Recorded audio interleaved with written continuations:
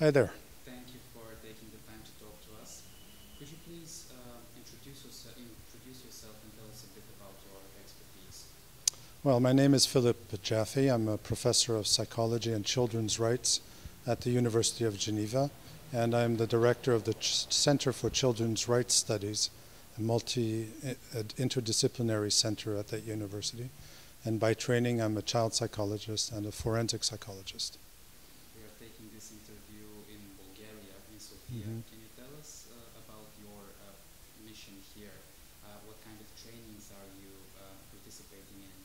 Well, this is a training for specialists who work with children in conflict with the law or within the justice system. And the organization I work for, the International Institute for the Rights of the Child, is a major partner in this initiative because we do these types of training around the world to make sure that all the professionals that are in contact with children within the justice system are trained as best as possible to provide the services and to make sure that their work is in conformity with the international standards of human and children's rights. In your view, how are the Bulgarian professionals perceiving the advice or the training that you are providing? Do they find it useful and helpful, and what do they think about it? Well, I think there's always a delicate balance because every country and every group of professionals has competencies that they can actually teach you about, but they also have gaps. But like for myself and for my colleagues in Switzerland, it's always difficult to share what the gaps are. That's why they are gaps. And it's finding over the course of a week the best way to dialogue around closing those gaps while drawing from experiences from elsewhere, but also recognizing what the competencies are that we in Bulgaria can put up to improve the system. So it's a give and take, and it's a give and take with, how should I say it, no criticism of any kind. And again, I've been in many countries.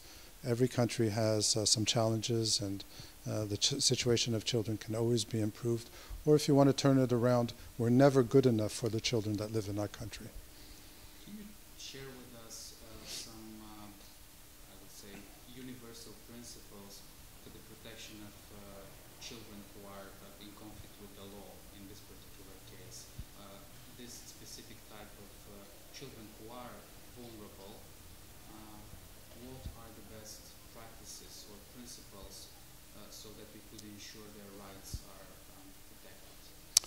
Well, the major principles, of course, well, you could answer that in a very legal fashion, and there are some significant principles that I just don't want to enumerate because I'm sure the people that will see this video know them by heart. But I think that basic principles to take into account with children who are conflict of the law is to remember that each child is a person and that they deserve respect, and we have to give particular attention to their dignity and make sure that as adults we keep their best interest in mind, but not simply from a legal standpoint.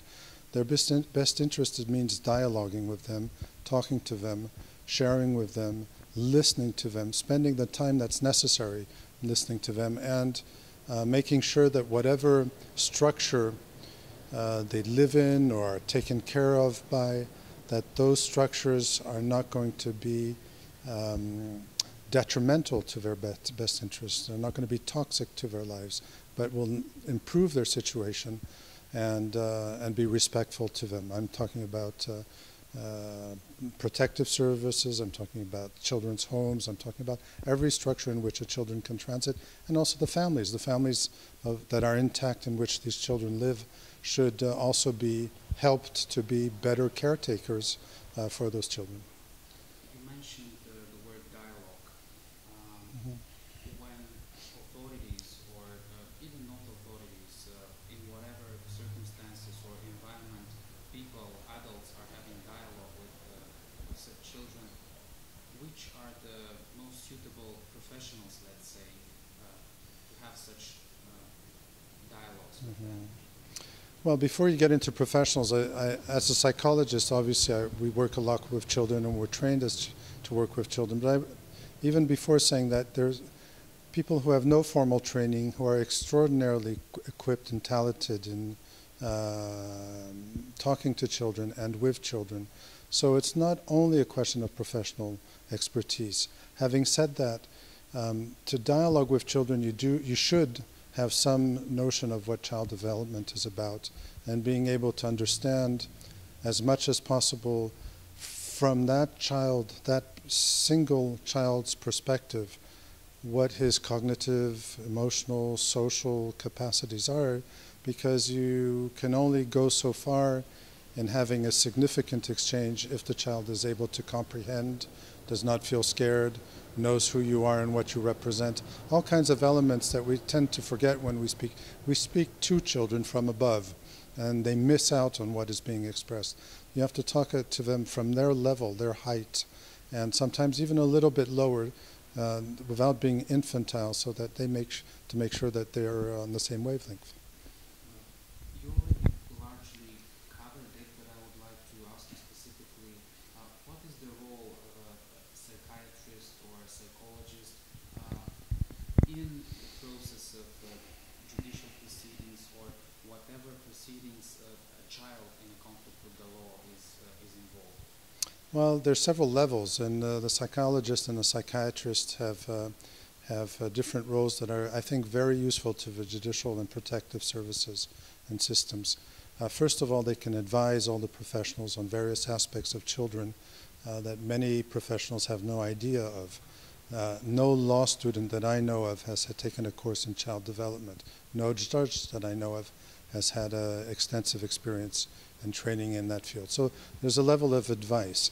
Then there's specific missions that the judicial system asks psychologists and psychiatrists to perform, such as evaluating the child, making sure that what type of treatment, what type of specific care that child needs. These are called forensic evaluations.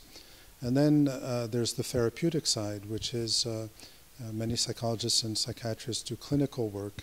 That is, once the child has been dispatched into the system, it sounds very cold and awful, but once we found the best pathway for that child, you have to set up teams that take care of all the needs of that child, and the psychologist has a significant role in that, either to do therapy or to advise and help the team coalesce, agree, work together around the specific child.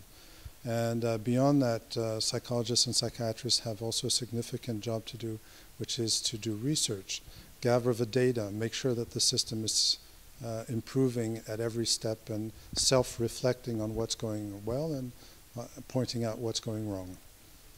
I know that my question will probably sound like oversimplifying it, but are there any really strong pieces of advice that you give to your students, the ones that are beginners, let's say, and that you could share with us? What should all of us always take into consideration when we think of children in conflict with the law?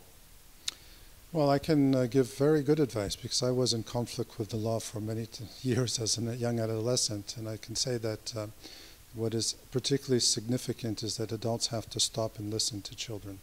And that capacity is not built into their contracts. It's something that they have to take on as a human role in the job they do. We're dealing with people. We're dealing with children as individuals and persons. And the other piece of advice I give to students is don't be afraid to be surprised.